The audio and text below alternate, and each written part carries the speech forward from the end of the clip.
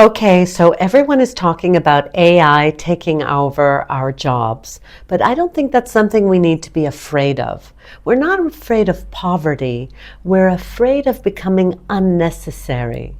If a machine can think and code better than you, what's even the point of you? Well, in 1882, German philosopher Friedrich Nietzsche published The Gay Science, which features a famous scene that's called the parable of the madman.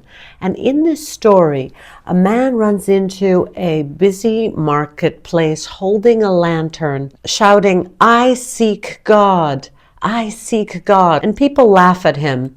This is very much like Diogenes, a Greek philosopher story. They treat him like a joke. But the madman stops, stares at them, and finally says, "God is dead. God remains dead. And we have killed him." Now, obviously, Nietzsche didn't mean we literally killed a god. He meant that science and reason has replaced the need for God. We have swapped mystery for facts, the cathedral for the lab, and to make the divine in general unnecessary. Nietzsche was warning us, removing God also removes the sense of security that we relied on through God. For thousands of years, religion told men why they suffered, what their lives meant. Nietzsche predicted that the West would face a crisis of meaning, that we would lose our center of gravity. So what did we do? We replaced the old structure with a new one. In the 20th century, we built society around utility. We decided that meaning comes from being useful. What you are, you're a writer, you're a coder, an analyst. Your identity is your competence. Your value is your output. I am useful, therefore I matter. And that brings us to today. Right now, that entire structure is collapsing. We've created machines that can imitate the very abilities we built our identities on: logic, creativity, analysis, language. If you're a writer and a machine writes faster, if you're a coder and the machine codes better, if you're an analyst and the machine sees what you can't, the real fear isn't, will I lose my job?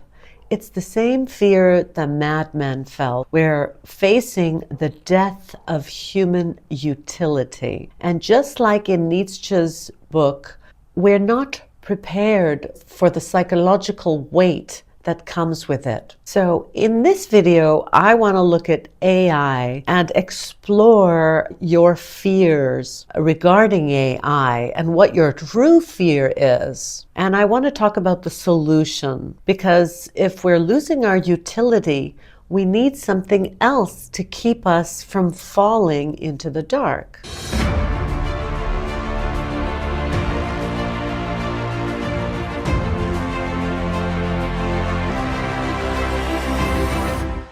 So in the old world, your value was given to you. You were a child of God. You had a soul. You didn't have to earn your right to exist. It was inherent. But as the world became more secular, we looked to new ways to measure human worth. And for the most part, we seem to have settled on meritocracy. We decided that the most valuable humans are the ones who can solve problems, process information, and generate wealth. We moved from the cathedral to the office. We stopped confessing our sins and started updating our resumes. Think about how we introduce ourselves. We don't say who we are, we say what we do. I'm a lawyer, I'm a designer, I'm a content creator. I think you can safely say that for the most part, we've completely merged our identity with our utility. And for a long time, this felt safe.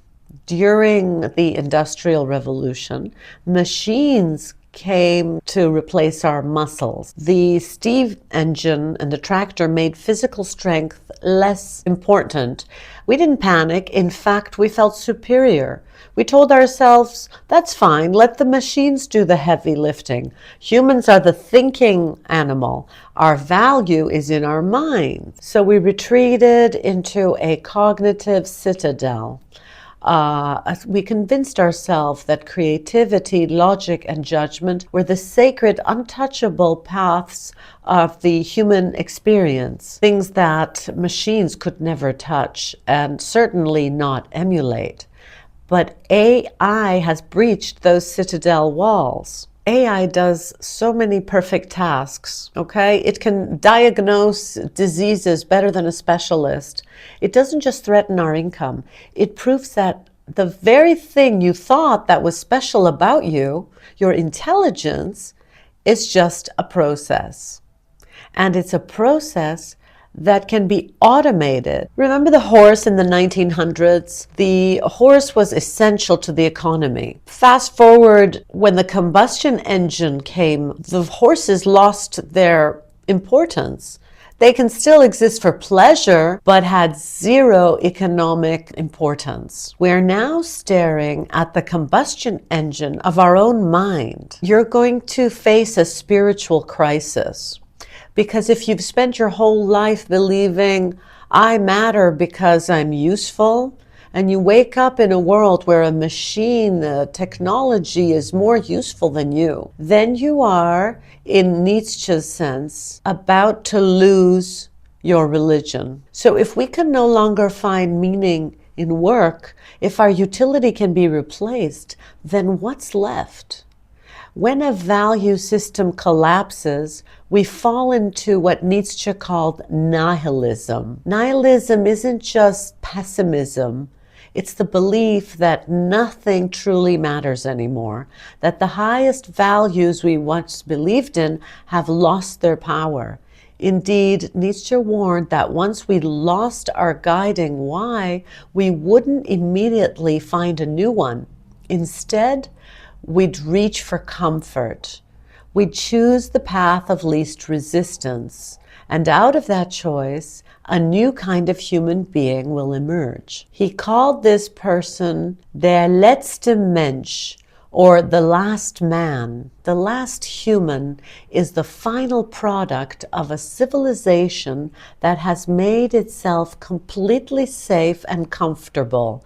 He's healthy, he's comfortable, he has entertainment, he has convenience. He knows everything because his world is full of information. But he has no fire inside of him. He takes no risks. He has no great purpose. He avoids suffering and at all costs doesn't want to be uncomfortable. He never aims at anything that can break his heart. When he asks, what is love? What is creation? And what is longing? He's not genuinely curious. He's showing that he no longer understands or cares about these deeper human drives. To him, life is about staying warm, staying fed, and being comfortable. Nothing more, nothing less. Just comfort zone. Silicon Valley is building the perfect habitat for the modern man. The promise is total frictionlessness, a life without effort,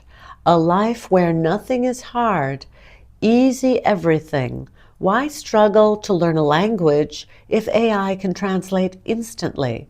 Why struggle to write a difficult message? The AI will draft it for you. Why struggle to create art? The AI will generate it in seconds.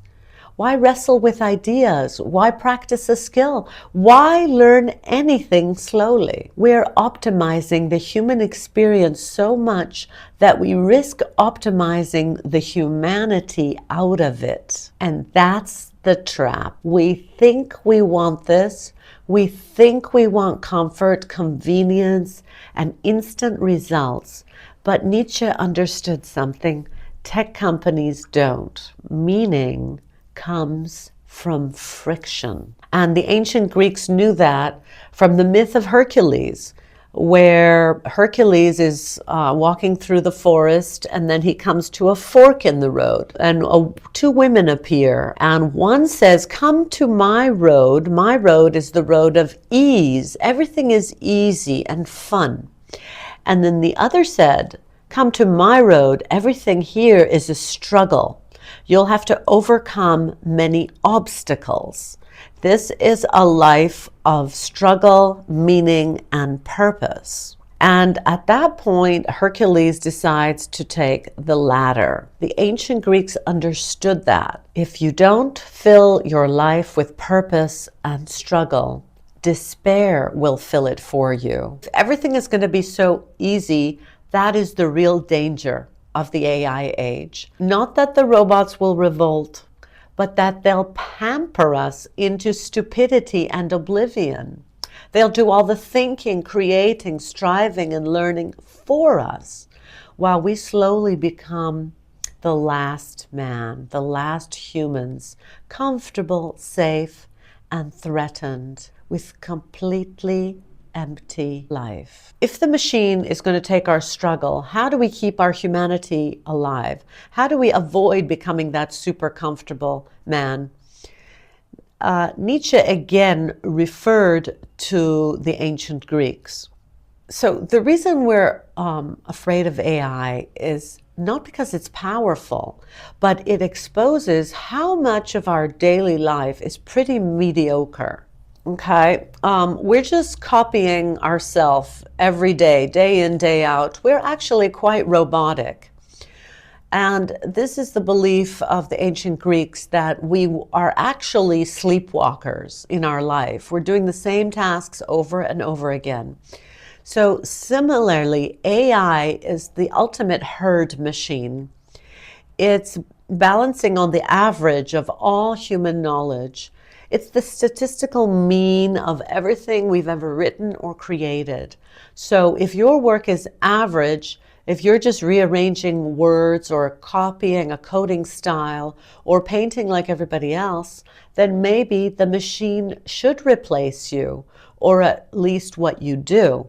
For the last 20 years, the internet created a culture of content, not art, but content.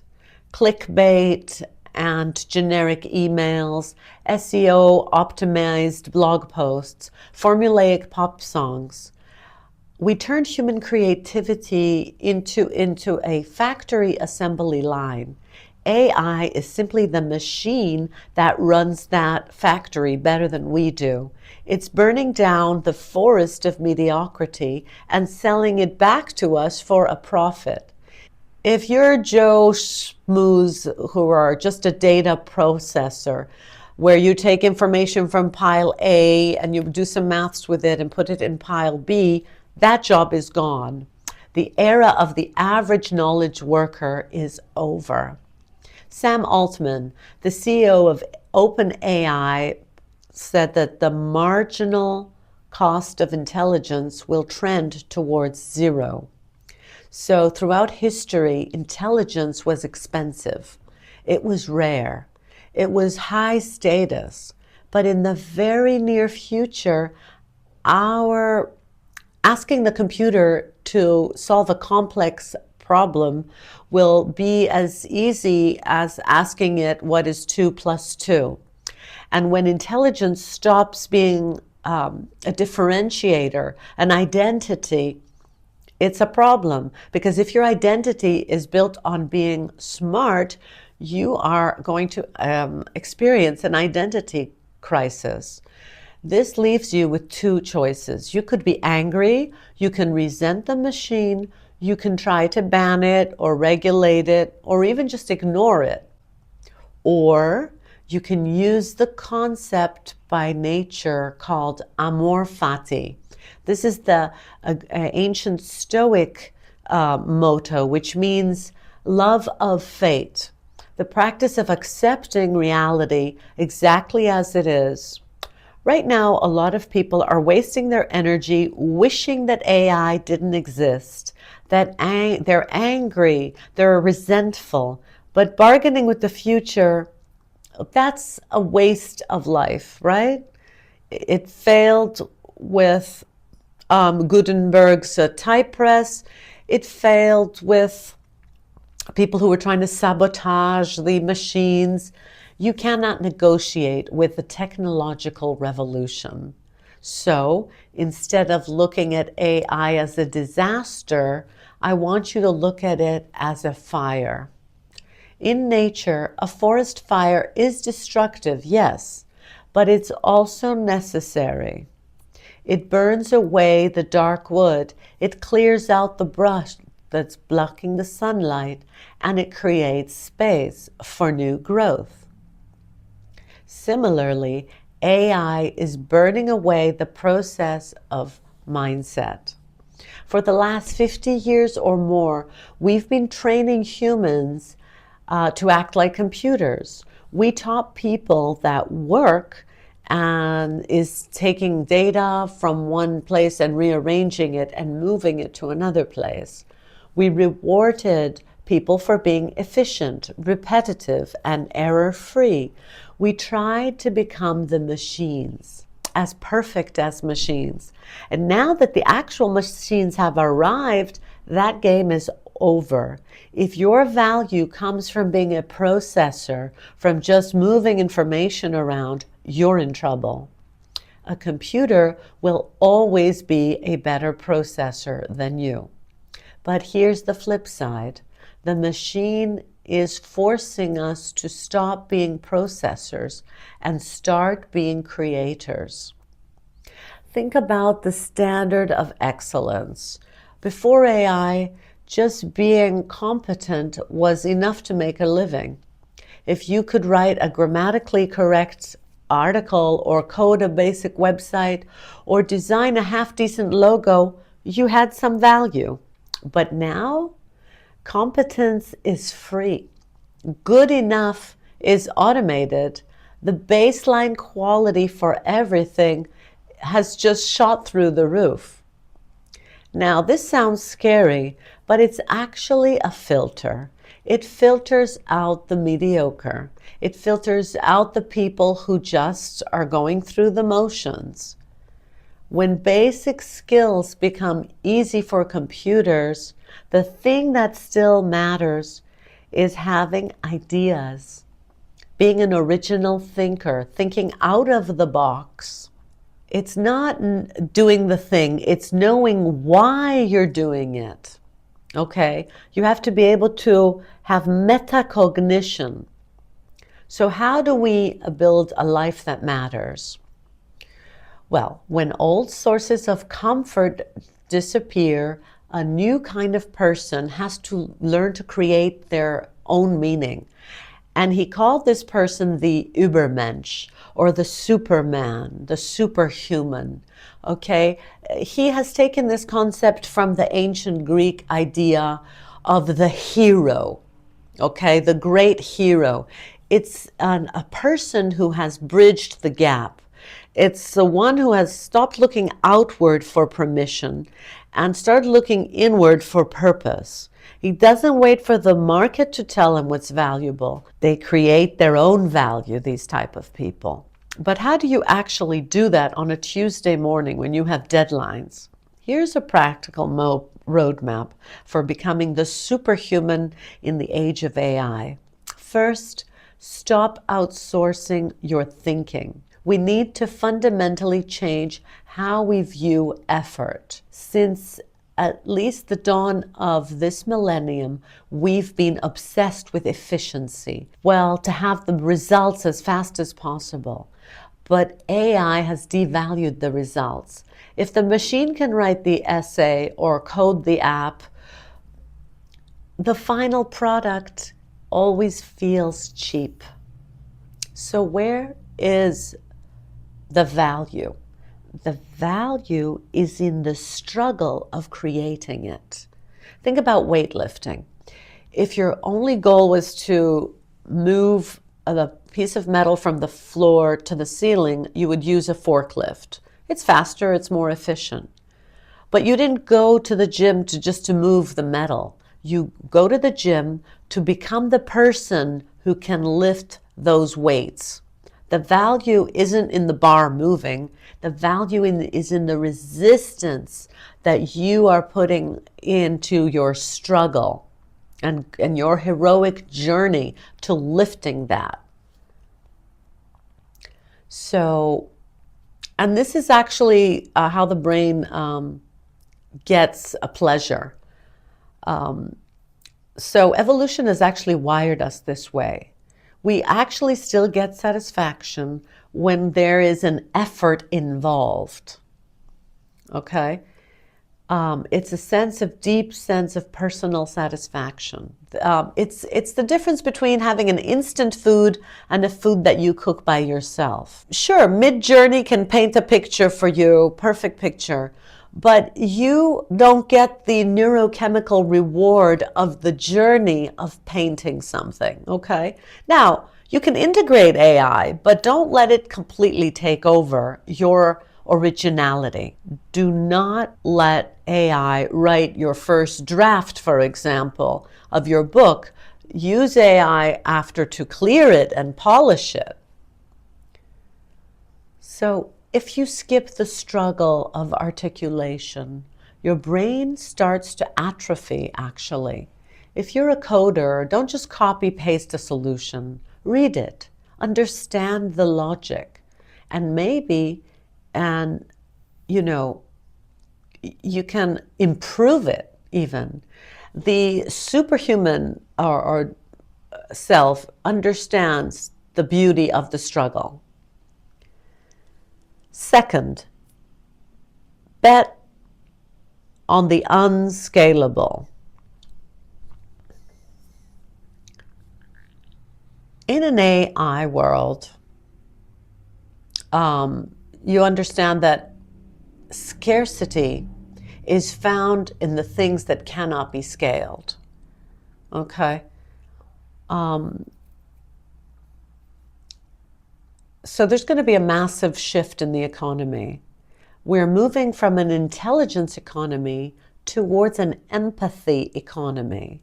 While AI is excellent at optimization, finding the best route, the best diagnosis, the best strategy, it's incapable of compassion.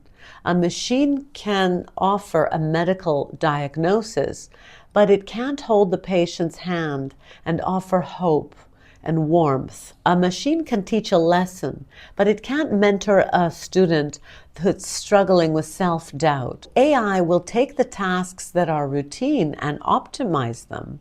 Humans must now take the tasks that are creative and compassionate. Look at your work. What parts of it require your actual physical presence? AI can write an email, but it can't fly to a client's office and shake their hand. AI can generate a generic pop song, but it can't perform live in a special bar, right? AI can aggregate news, but it can't understand sentiment or understand what is or is not misinformation. So you should try to move your career towards the high touch and inefficient things, right? Things that you should build a community that requires real connection. Machines dominate with data, so you must dominate the realm of experience. Become the architect, not the builder. AI's a people-pleasing robot. It can be a miracle of retrieval, but it's always passive, isn't it? It waits for a prompt. You can't wake up in the morning and decide to change the industry, to change the world. That's your call. You have purpose and meaning. The machine can answer any question, but it can't care about the results. If you're a photographer, stop worrying about how fast you're going to use Photoshop. Start worrying about taste and originality. AI can only ever be the sum of its parts. You can be something much greater. Don't be the guy laying the bricks, the code, the words, the pixels. Be the architect who designs the building. Basically, your perspective, your original perspective, knowing who you are and developing yourself. The machine has all the ability in the world, but your value is your perspective, your taste, your style, your authenticity. So the superhuman will wield AI and employ AI like an intern. Be the one who sets the intention. Be the one who decides where we're going, okay? And then you'll use technology towards that. You decide on the meaning. Okay, how are you going to change the world for the better? So don't look down into the abyss of the jobs that are disappearing. Don't look back in anger at the era of utility that's ending. Instead, look across. The machine is taking the chores of intelligence, and now you are free to do the true work of humanity: creation, connection, and purpose.